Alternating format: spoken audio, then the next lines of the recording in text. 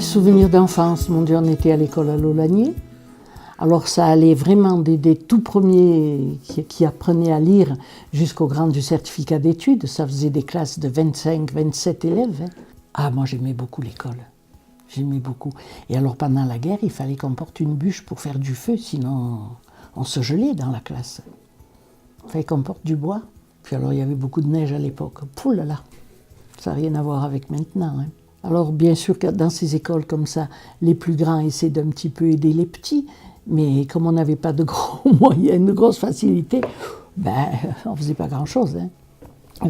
Alors je suis arrivée à 13 ans à Saint-Bonnet en 6e. Puis bon, qu'est-ce qu'il faut faire? Parce qu'il fallait faire le trajet de là-haut matin et soir, et même bien souvent. Quand il faisait trop mauvais, on s'emportait 2 œufs qu'on faisait cuire sur le poêle de l'école, on emportait un petit peu de fromage, on mangeait comme ça dans une classe.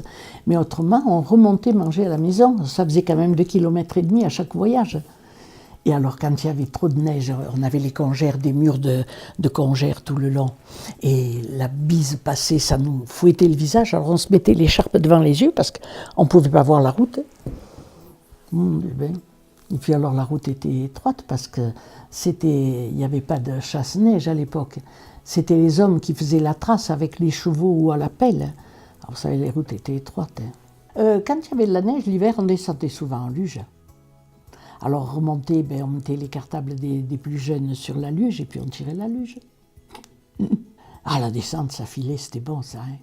C'était bien, c'était... Mais vous savez, et les jeunes à la veillée, ils partaient de là-haut des Combes, de la chapelle des Combes, pas de la chapelle des Combes, le plus haut du village, avec un bobsleigh. Et ils descendaient tout le long jusqu'aux baraques avec ça. Et j'aime autant vous dire, c'était pas rien, ça faisait du feu derrière. Ah, c'était sensationnel. Enfin, moi, mes parents m'auraient jamais laissé aller de nuit comme ça. Mais alors, ils y allaient une dizaine là-dessus, et ça fonçait. Et alors, dans Saint-Bonnet, vous savez, ils descendaient droit la rue des Maréchaux. Et puis, il y avait des gens qui mettaient du mâche-fer pour éviter, parce qu'ils avaient peur de se casser une jambe. Bzzz, ça faisait des étincelles. Et ils allaient jusqu'aux baraques, comme ça. Et oui, c'était pas rien. Mais enfin, c'était le bon temps. Et oui, c'était le bon temps quand même. On a gardé le bon.